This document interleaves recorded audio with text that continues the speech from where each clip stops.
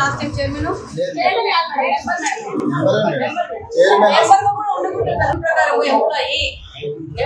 Employee ఉండకూడదు. ఇప్పుడే డీఓకి కనుక్కొని ఇప్పుడే డీవీకో కనుక్కొని మాట్లాడుతున్నాను. నేను ఎంక్వైరీ పెడుతున్నాను. మీ మీద కంప్లైంట్ ఏంటంటే 2 సంవత్సరాలు జరిగిన ఒక కన్స్ట్రక్షన్ లో అవినీతి జరిగిందనేది దీని మీద కంప్లైంట్. అర్హులే కాదన్నప్పుడు 2 ఏళ్ల నుంచి మీరు టైఅప్ అయిపోయేసి ఒక ఎంప్లాయీని పెడుతున్నారు. ఆయన అయితే రికార్డు ఉంటుంది కదా, అందులో నువ్వు ఎట్లాగో నువ్వు తప్పు చేసేసావు. ఉండకూడదు అక్కడ ఉంటే రూల్ పొజిషన్ అట్లా కాదు, రూల్ పొజిషన్ ప్రకారం ఆయన ఉండకూడదు. 2 ఏళ్ల నుంచి ఆయన ఎట్లా పెట్టావు నువ్వు? మీ ఇష్టం ఉండకూడదు అని ఉంది. ఏం జరిగిందంట నీ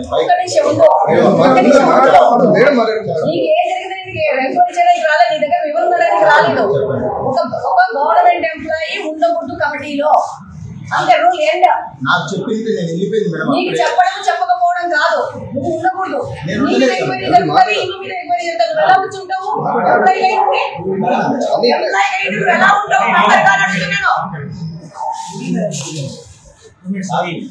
మీరు ఉద్యోగస్తులా లేకపోతే ఇక్కడ ఏమన్నా రాజకీయాలు చేస్తున్నారా? అక్కడ రూల్ పొజిషన్ ఎంప్లాయీ ఉండకూడదు. ఎలా ఉన్నావు నువ్వు 2 సంవత్సరాల నుంచి? నేను అసలు చైర్మన్ లేను, వైస్ చైర్మన్ లేను, ఓన్లీ కంపెనీ మెంబరే ఉండకూడదు అంటున్నారు. మెంబర్గా ఉండకూడదు. రూల్ పొజిషన్ లో ఉండకూడదు అంటున్నారు. నువ్వు పోటీనే చేయకూడదు, నువ్వు దీంట్లో ఉండకూడదు. ఈ బాడీ కరెక్ట్ కదా? నువ్వు కరెక్ట్ కదా? నీ మీద నేను ఎంక్వైరీ పెడతాను. స్కూల్లో ఉండకూడదు. పాత రికార్డ్స్ తీయండి. పాత రికార్డ్స్ ఎంప్లాయీ ఉండకూడదని రూల్ పొజిషన్ ఉంది. నేను నీవు ఫోన్ చేసి కనుక్కుంటున్నాను. అది చెప్పినాకనే నేను వచ్చి మాట్లాడుతున్నాను. స్కూల్లో కూడా రాజకీయాలు తీసుకొస్తున్నారా?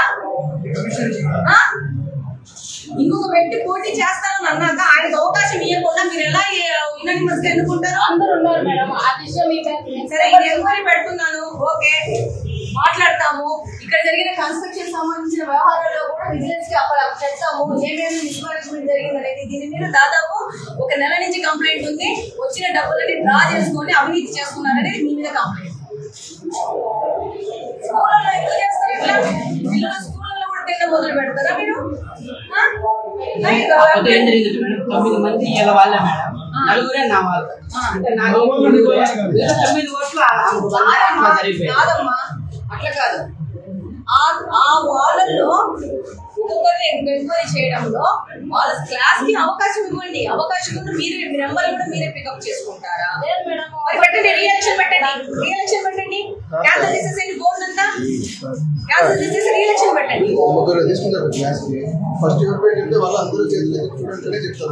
ఎందుకు మనం కూడా చెప్తాం ఇప్పుడు ఎలక్షన్ ఓవర్ గా ట్రాన్స్పరెంట్ గా జరగాలి. ఓకే, మీకు ఇంకా జగన్మోహన్ రెడ్డి ప్రభుత్వం ఉందని జగన్మోహన్ రెడ్డి ప్రభుత్వం 2 నెలలైంది. కళ్ళు ఓపెన్ చేసి నిద్రకరవండి. కాబట్టి ఎంప్లాయీని నువ్వు బోర్డులో మెంబర్ గా పెట్టుకున్నావు. నీకు కనీసం అడ్మినిస్ట్రేటివ్ గా పనిచేస్తున్నావు. నువ్వు నీకు రూల్స్ క్వశ్చన్స్ చెక్ చేసుకో. ఎలక్షన్ జరిగేటప్పుడు ఏమున్నాయి నామ్స్ అని